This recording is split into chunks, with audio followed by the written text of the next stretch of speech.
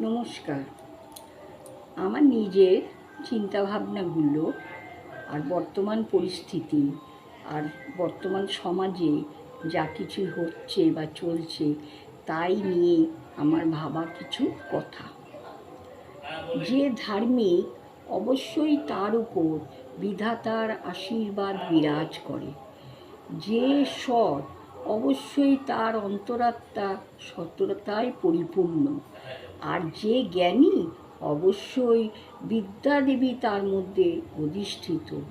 তাই তো আমরা বলি যে ধর্ম, সততা, জ্ঞানই হচ্ছে আমাদের সঠিক জীবনে সঠিক পথ দেখানোর উপায়।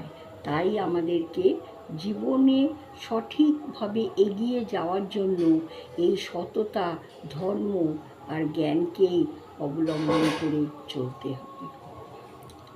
নমস্কার। আমার বলা কথা যদি ভালো লাগে তাহলে প্লিজ আমার পেজটিকে লাইক, কমেন্ট, শেয়ার ও সাবস্ক্রাইব করে দিন। ধন্যবাদ।